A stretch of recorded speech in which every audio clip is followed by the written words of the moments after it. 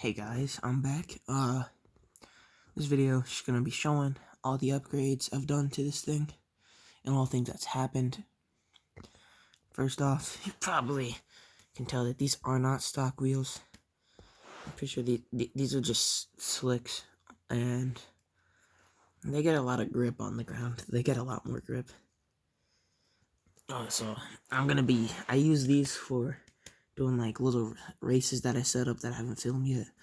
But I do them out in my driveway, and I do that. And the second upgrade that I've made to this thing is the ESC and motor. The old ESC and motor, after like 3-4 months, actually not even 2 or 3 months, it died out. Actually, the motor died out in like a month, so I had to get a new one. And then I got a new ESC. Then the ESC died, which was pretty sad. So I got a new one. I upgraded to brushless. Actually, here it is right here. It's not that clean up. It's not that clean of a setup, but it works right now. This gear mesh is pretty good. And these rubber bands keep it on there in the right way. So the gears haven't stripped yet, but they're keeping up good. ESC is right here. It's brushless. It can take a 3S lipo, suck in the motor. The battery I have not upgraded, but I did attach the old Traxxas connector from the old ESC to this one because I did not want to swap batteries. I think I might get a 2S lipo or 3S lipo that's small enough to fit in here, so I can have a little more power. But it's pretty good. The servo, it clicks a little, but it's still working for now. And I actually lost this body mount. Still have this one. I flipped over one time without the body while I was testing it out. Just snapped off. So what I did now, I took out the poles of the body mount out of here, and now it screws in. There's 2 screws in there. They go in these 2 holes, and they stay in. And then these body holes still line up. Oh yeah, I did cut a hole through this. I did that a long time ago when it became winter and I couldn't use this thing because it's not waterproof. And I forgot why I did it. I did it for some reason. But yeah, it's for something. It might have been to unplug the battery easier without taking off the body shell. So that's that. And update on my Rustler. It broke again. It broke again. I didn't even get to use it for 10 minutes. And it broke after I got a new spur gear for it. Well, it was completely my fault. It was way too high off the ground. I accidentally raised it up too much. Put the shock spacers on here. Not on here, but the Rustler. And it's way too high. Did a few jumps, and then I took it onto the road, did one more jump on a curb, and when it landed, just couldn't handle it, and it snapped. I forget what piece it's called. I'm pretty sure it's like, I'm pretty sure it was similar to a cup that you find on here. It's just a different, like, it's the Rustler version of it. But yeah, that snapped. Already ordered a new one, so it should be here in like less than a week, hopefully. With all this, with the virus thing going on, everything's been being delayed. But it should be here, hopefully, in less than a week. But yeah, that's pretty much how this is holding up. Oh, so once I first got this, I watched a video, and this dude said to flip the shocks around so they don't break. They haven't broke yet, and I really hope they do not ever. But yeah, these things have held up so much. They hold up a lot if you flip them around, and it actually goes great off road now. When I first upgraded it to brushless, I put in a very wrong pinion gear. That wasn't even the right type of pinion gear for this spur gear. Like, the teeth were way too big, and it was just tearing up the spur gear. And, let me actually turn this thing on real quick, because I know this battery's charged just a little bit. And switch it on.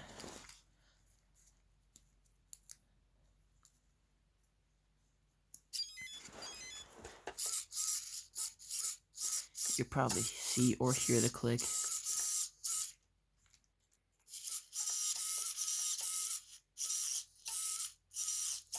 That's that, and there's power. There's throttle. It's a Gatorade bottle back on. Yeah, so that's pretty powerful. And it's practically all I've done for this thing. Turn this thing off. Oh yeah, another thing that keeps on happening is that if this thing takes way too hard of a hit, these come unplugged right here. So I'm gonna have to use heat sink soon or something, or tape it on with electrical tape. But oh yeah, there's another thing that I did a long time ago, like in November. So this shock right here, the cap, or whatever this thing's called, I'm pretty sure it's called the cap, it flew off one day and I could not find it ever. So, and I didn't know where to get one at the time. I didn't know much about RC cars, and the dude at the hobby shop just told me to start out with this thing. And so I just cut out a water bottle cap and put it on here. It's worked ever since. It's like it never even broke, or I never even lost it. But yeah, those are all the upgrades that I've added. Oh yeah, sometimes I keep a rubber band on here, keeping this over here so it doesn't come in contact. The wires don't come in contact with this wheel, especially with the treads on, with the treaded wheels, whatever they're called, because this thing could get torn up if it hit it enough. So I put a rubber band on there. I might get a GPS soon. I'm gonna get a GoPro actually. I think I might. This is what I might use this hole for. Once I get it, I'm gonna get a GoPro Hero 7, and I'm gonna put it in here so I can do a POV, or I might cut out the windshield and put it in there. Yeah, I actually really like this bot show. They had all the Prerunner types body shells at the hobby shop when I went and got this thing, and I just like this one the most.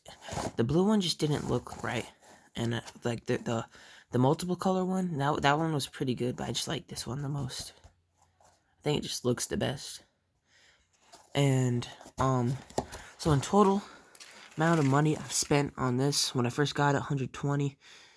The ESC plus motor cost 40, and all the broken arms and gears from the old pinion gear probably cost in total like $175 that I've spent on this. So for this size and the speed that it has, like 35 miles an hour, with the stock battery that it comes with, I think it's pretty good.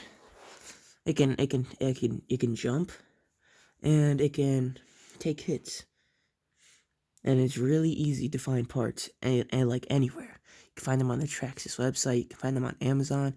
You can go to the hobby shop, a local one, and find the parts there.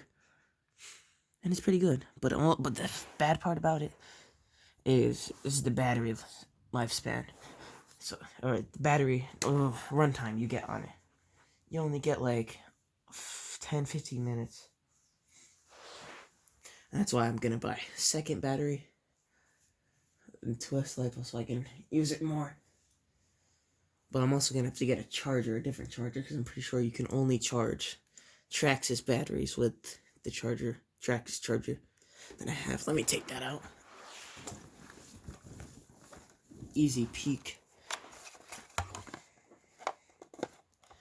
Like it does have this where you can plug it in, the balance charger, but I don't think it can use any other, unless you find unless you may find a battery that has the same connector to this as this, or this battery right here, which would be cool.